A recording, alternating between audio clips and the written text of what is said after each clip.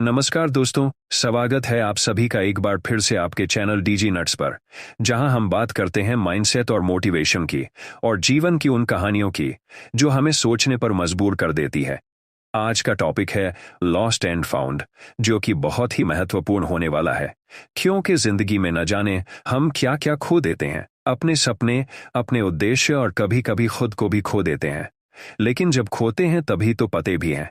आज की कहानी केवल चीजों की नहीं है, बल्कि हमारे अंदर के खोए हुए हिस्सों की भी है।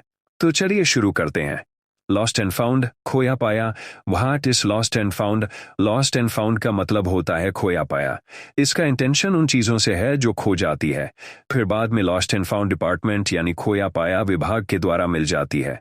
तो चलिए पहले हम ये जानते हैं कि लॉस्ट एंड फाउंड डिपार्टमेंट यानी खोया पाया विभाग क्या होता है और ये कैसे काम करता है।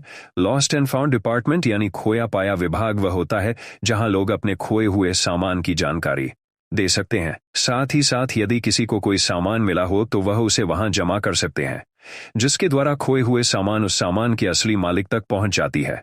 लॉस्ट एंड फाउंड डिपार्टमेंट सभी corporate office, society, railway station, airport and public places पर होती है, जिससे कि कोई भी खोई हुई चीज को ढूंढने या लौटाने का procedure smoothly and correctly operate हो सके। चलिए अब हम जानते हैं लॉस्ट एंड फाउंड प्रोसीजर के 4 मोस्ट इंपॉर्टेंट पॉइंट्स। एक classification of lost and found items. Lost and found items के क्लासिफिकेशंस में 3 तरह के आइटम्स हो सकते हैं। पहला, वैल्यूएबल आइटम्स, जैसे कि jewellery, electronic gadgets, official documents, cash, credit cards, debit cards. दूसरा, नॉन वैल्यूएबल आइटम्स, जैसे कि clothes and accessories, medicines, stationeries, cosmetic. Third type के आइटम्स होते हैं पेरिशेबल आइटम्स होते हैं।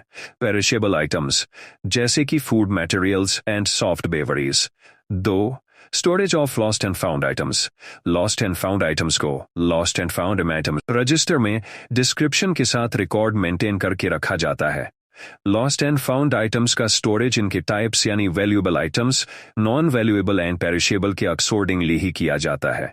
जैसे कि पेरिशेबल फूड आइटम्स के मिलने पर उसे तुरंत ही डिस्पोजेड कर दिया जाता है, क्योंकि चांस है कि वो खराब सड़े हुए हो सकते हैं, जहरीले हो सकते हैं, जिससे कि फूड पॉइजनिंग या फूड बोर्न इलनेस हो सकती है। इसका एक और रीजन है कि फूड आइटम्स खो जाने पर कोई उसे क्लेम यानी कि उसे ढूंढता भी नहीं है। हम valuable and non valuable items को एक एनवलप में डालकर रखते हैं। उस एनवलप पे ऊपर लॉस्ट एंड फाउंड रजिस्टर का serial number, place of found, date, time and person who found the items, जिस इंसान को वो मिला उसका नाम लिखते हैं। वैल्यूएबल आइटम्स जैसे कि ज्वेलरी, डॉक्यूमेंट्स, इलेक्ट्रॉनिक गैजेट्स जिनके डैमेज होने के चांसेस रहते हैं, उन्हें संभलकर अलग अलग रखा जाता है। लॉस्ट एंड फाउंड आइटम्स को एक सिक्योर्ड लॉकर जो कि हाईली रिस्ट्रिक्टेड एरिया में हो, वहां रखा जाता है। 3, क्लेमिंग। अब चलिए बात करते हैं लॉस्ट एंड फाउंड आइटम्स के क्लेमिंग प्रोसेस के बारे में।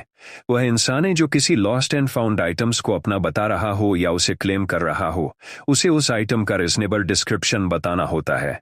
उस इंसान के पास उस आइटम के बारे में ये जानकारी कंपलसरी होनी चाहिए, जैसे कि 1, वह आइटम कैसा दिखता है। 2, उस आइटम की विशेषता फीचर्स क्या है। 3, वह आइटम कब खोया था। सारे डाउट क्लियर करने के बाद अगर आपको ऐसा लगता है कि वो इंसान ही इस आइटम का ओनर हो सकता है, तो अपने सीनियर इंचार्ज या मैनेजर से कंफर्मेशन के बाद उसे रिटर्न कर दिया जाता है।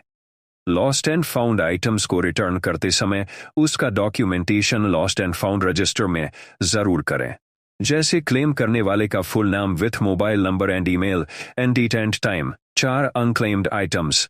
लॉस्ट एंड फाउंड आइटम्स को मैक्सिमम 180 डेज यानी 6 मंथ्स हम अपने पास स्टोर करके रखते हैं। वैसे आइटम्स जिन्हें 180 डेज तक क्लेम नहीं किया जाता या जिसके ओनरशिप का पता नहीं चल पाता, उन आइटम्स का क्या होता है, चलिए जानते हैं। वैसे आइटम्स जिनका 180 डेज तक क्लेम नहीं किया, उनका एक लिस्ट रेडी किया जाता है और उसे मैनेजर के थ्रू एनजीओ या एनजी और रिलेटेड डिपार्टमेंट यानी कम्युनिटी रिलेशंस टीम को हैंड ओवर कर दिया जाता है, जिसके बदले आइटम्स का कंफर्मेशन रिसीव टू इस एनजीओ या कम्युनिटी रिलेशनशिप टीम से ईमेल के थ्रू रिसीव कर लेनी चाहिए, जिसका documentation lost and found register में जरूर करना चाहिए। कभी कभी आइटम्स को 180 डेज स्टोर करने की वजह से कुछ आइटम्स डैमेज भी हो जाते हैं। वैसे डैमेज आइटम्स को डिस्पोज कर दिया जाता है और उसका details lost and found register में अपडेट किया जाता है, जैसे कि डेट एंड टाइम एंड उस टीम मेंबर का नाम जिसके प्रेजेंस में आइटम को डिस्पोज्ड किया गया। अंत में एक बात और, हम जीवन में भी कई बार रास्ता भटक जाते हैं, कुछ खो देते हैं। इसका मतलब ये नहीं कि हमें हार मान लेना चाहिए। जब हम सही कदम उठाते हैं, सही दिशा में मेहनत करते हैं, तो खोई हुई चीजें वापस मिल सकती है, चाहे वो कोई सामान हो या फिर जीवन का उद्देश्य। दोस्तों, अगर वीडियो अच्छी लगी हो तो लाइक कमेंट करके हमें जरूर बताएं। आप सब्सक्राइब भी कर सकते हैं जिससे कि आपको नए नए अपडेट मिलते रहें।